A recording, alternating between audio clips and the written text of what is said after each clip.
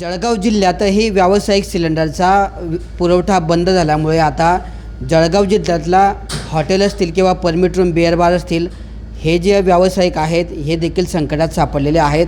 आपण दृश्यांमध्ये बघतो आहेत की या ठिकाणची जी शेगडी आहे, हा सिलेंडर आता संपल्यामुळे सिलेंडर मिळत नसल्यामुळे ही शेगडी या ठिकाणी गुंडाळून ठेवण्यात आलेली आहे.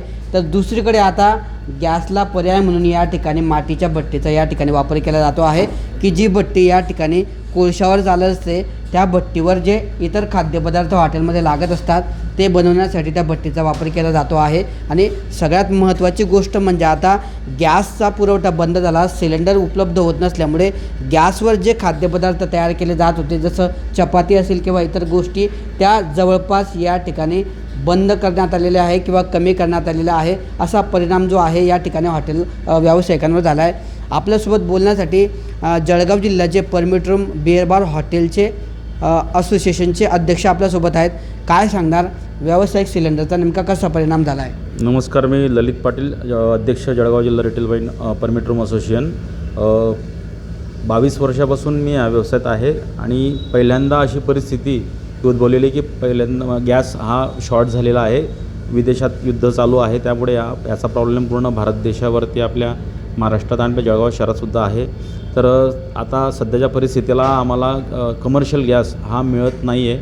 आमचे जे एजन्सीधारक आहेत त्यांना आम्ही विचारलं होतं, 2-3 दिवस आम्हाला त्यांनी पुरवला, पण वरतूनच त्यांना आता तो गॅस मिळत नाही आहे. त्यामुळे आमची आता चपाती भट्टीसुद्धा आम्ही बंद केलेली आहे. पर्यायी व्यवस्था आम्ही आता आमची तंदुरी भट्टी चालू केलेली आहे. त्याच्यावर आम्ही जेवढं आमच्याकडनं करता येईल तेवढं आम्ही करू शकतो. ते आम्ही लोकांना सर्व्हिस प्रोव्हाइड करू शकतो. कोळसा मिळेल तिथपर्यंत. पर्यायी तर आम्हाला बंदच करावं लागेल किचन. गॅसवर जो वेळ लागत होता, कमी वेळ लागत होता, तसं भट्टीवर खूप जास्त वेळ लागतो आहे. तेवढ्या वेळात ग्राहकांची जी ऑर्डर असते ती वेळेत देण्याचं काम असतं. असे कुठले काही पदार्थ आहेत की जे आपण आता ग्राहकांना ऑर्डरच देत नाही आहे किंवा ते जवळपास सांगतो आहेत की हे पदार्थच मिळणार नाही आहे? ॲक्च्युली म्हणजे कसं आहे, गॅस हा फास्ट फ्लेमने चालतो, त्यामुळे आम्हाला इमिजिएट कस्टमरला, ग्राहकाला तात्काळ सर्व्हिस द्यावी लागते. तर गॅसचा जो फ्लेम जो स्पीड असतो त्याने आम्हाला सर्व्हिस करायला इझी होऊन जातं. पण याच्याने काय होतं, फक्त आपण चपाती बंद करून आपण तंदुरी रोटी देऊ शकतो आणि वन टाईम आपण मटन, चिकन असं आपण एक बनवून ते आपण कस्टमरला प्रोव्हाइड करू शकतो. त्या व्यतिरिक्त आपण दुसरे बाकी आयटम्स जे आहेत ते देणारे ते आम्ही ते बंद केलेले आहेत. कामगार जे आहेत आपल्याकडे काम करणारे, यांच्यावर पण काही याचा परिणाम झाला आहे की जसं आता गॅस बंद झाल्यामुळे या ठिकाणचा जो चपातीसाठीचा कामगार असेल, याचं काम कुठे बंद झालं आहे का? खरं सांगायला गेलं तर आता कर्मचारी आम्ही जवळपास त्यांना सुट्ट्या देऊन टाकलेल्या आहेत, जे लिमिटेड कर्मचारी. कारण आता चपातीवरती आमच्या मावशी होत्या, त्यामुळे त्यांना सुट्टी द्यावी लागली, कारण चपाती भट्ट बंद केली. परिणामी आता बंद, मग त्यांना पगार द्यायचा कुठून? मग ह्या प्रॉब्लेम, रोजगारावरती या गोष्टीचा परिणाम झाला आहे. सप्लायर्सवरती पण परिणाम झालेला आहे याच्याविषयी. आता किती दिवसापर्यंत तुम्ही या कोळशाच्या माध्यमातून हे करू शकता? जोपर्यंत कोळसा मिळतो तोपर्यंत, नाहीतर नाईलाजाने आम्हाला किचन बंद करावं लागेल. सरकारला एकच विनंती करतो की त्यांनी लवकरात लवकर याच्यावर गॅस पुरवठा हा सुरळीत करावा, हीच आम्ही सगळ्या जिल्ह्यातर्फे मागणी करतो.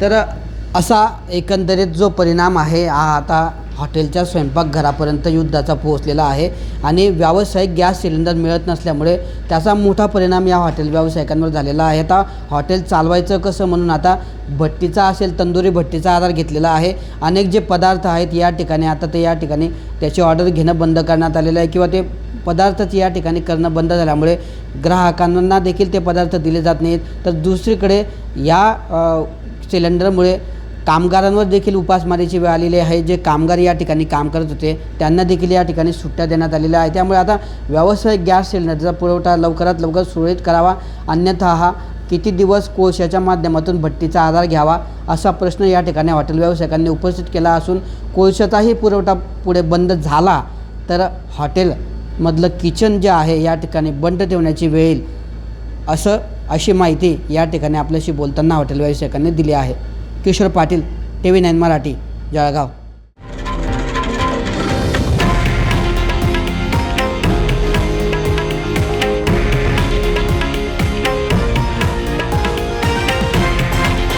हे आहे देशातील नंबर 1 न्यूज नेटवर्क आणि आपण पाहत आहात TV9 मराठी, एकमेव.